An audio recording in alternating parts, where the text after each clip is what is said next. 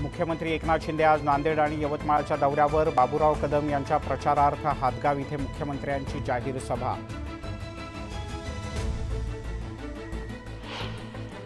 वर्ध्यात अवकाळी पाऊस आणि गारपिटीच्यामुळे पिकं उद्ध्वस्त। हातातोंडाशी आलेला घास हिरावला गेल्यानं शेतकऱ्यांना अश्रू अनावर।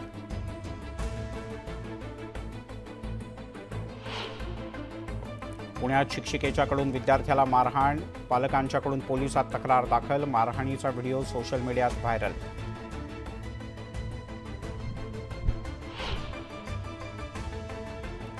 लासलगाव बाजार समितीत कांदा लिलावाला सुरुवात। प्रति क्विंटल 1550 रुपयांचा भाव।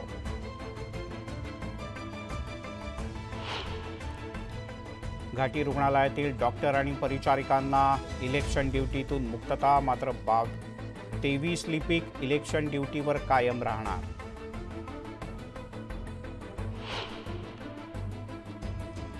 येवल्यामध्ये शॉर्ट सर्किटमुळे ट्रॅक्टर ट्रॉलीला भीषण आग। चाऱ्यासह 2 ट्रॅक्टर ट्रॉली जळून खाक।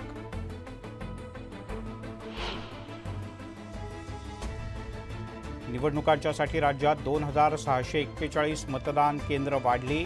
राज्यात 98,144 मतदान केंद्र निश्चित।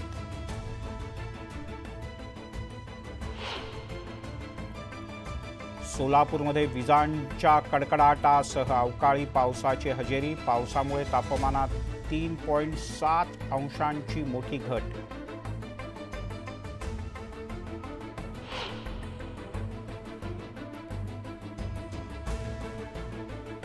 अंबरनाथमध्ये 10 पेक्षा जास्त आदिवासी पाड्यांना जोडणाऱ्या पुलाची दुरवस्था, तर पूल दुरुस्तीच्या ऐवजी बांधकाम विभागानं मनुष्यवस्ती नसलेल्या ठिकाणी लाखो रुपये खर्चून बांधला नवा पूल।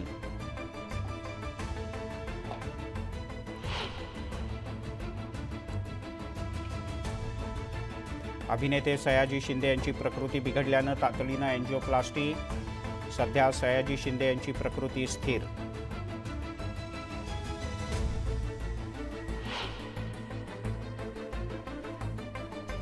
जळगाव जिल्ह्यामध्ये अवकाळी पावसासह वादळी वाऱ्याचं थैमान। शेतकऱ्यांच्या पिकाचं अतोनात नुकसान। लवकरात लवकर नुकसान भरपाई देण्याची मागणी।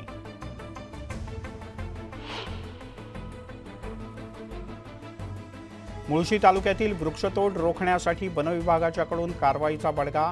8 लाखांचा दंड वसूल।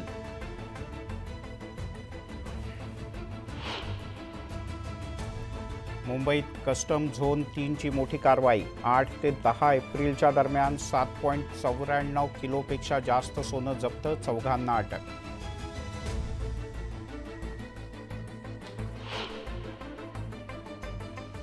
उल्हासनगरमध्ये प्लास्टिक पिशव्यांचं उत्पादन करणाऱ्या कारखान्यावर धाड। 9 मेट्रिक टन प्लास्टिक जप्त।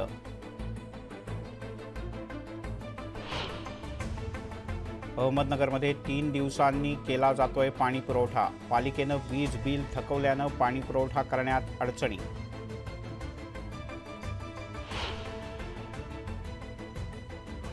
कांद्याच्या भावात घसरण झाल्यानं शेतकरी संतप्त।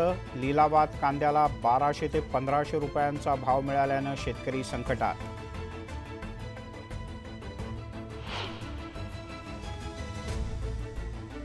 इस्रायली सैन्यानं घेतली माघार। हल्ल्यात गाझा पट्ट्यातील इमारतींचं मोठ्या प्रमाणात नुकसान।